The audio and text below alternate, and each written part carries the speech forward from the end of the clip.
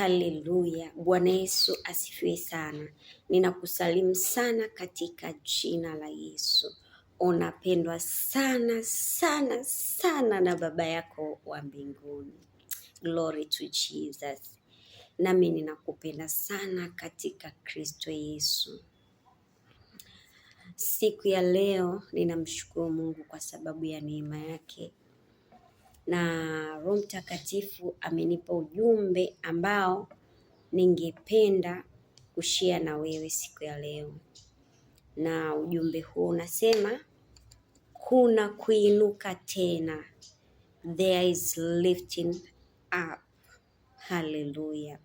Sijui anguko lako limetokea eneo gani katika maisha yako, lakini asubuhi ya leo na siku ya leo Roho Mtakatifu amenituma nikwambie kuna kuinuka tena.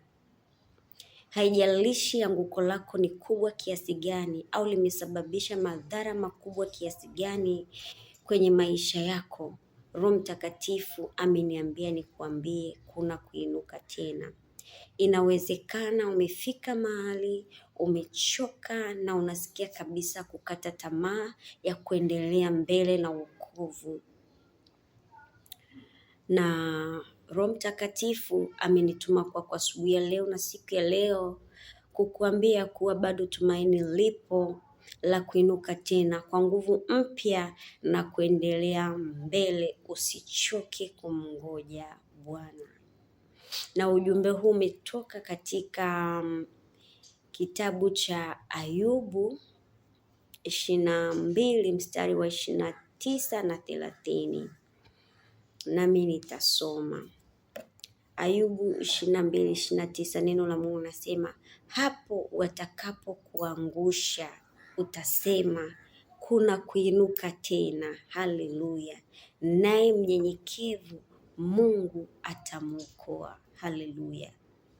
Siku zote adui hutafuta kumwangusha mwenye haki ili amtoe kwenye nafasi.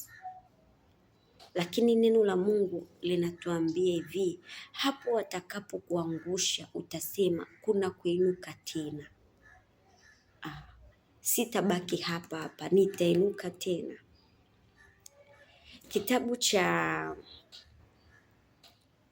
Zaburi 37 mstari wa 62, neno la Mungu lasema, mtu asiye haki humvizia mwenye haki na kutafuta jinsi ya kumfisha.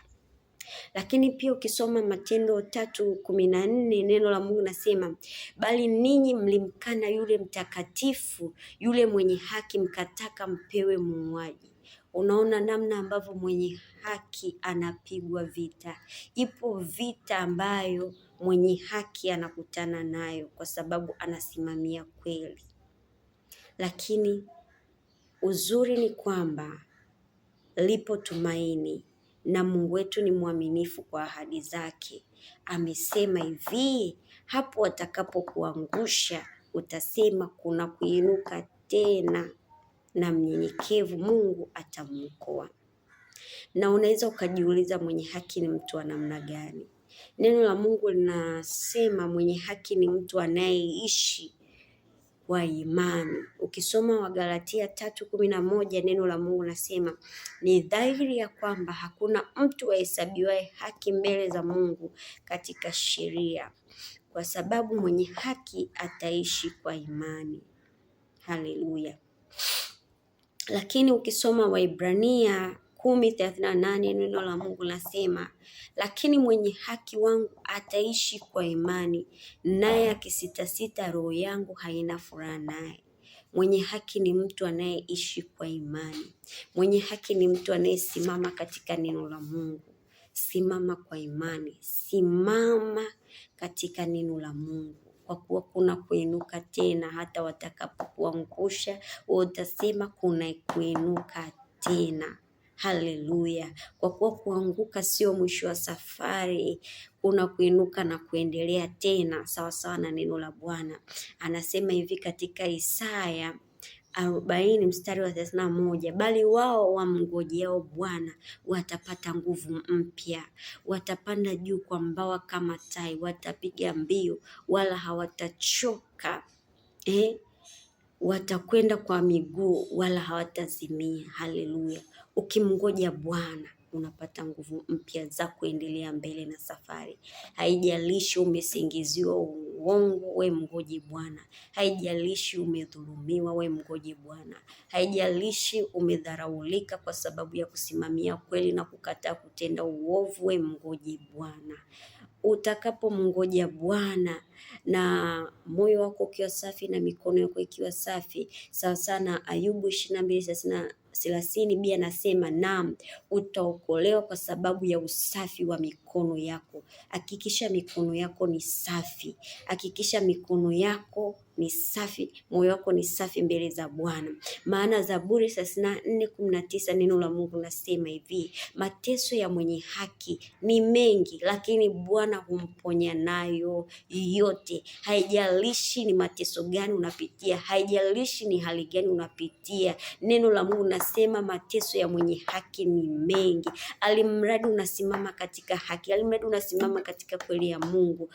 Neno la Mungu linasema hivi, Bwana humponya nayo yote.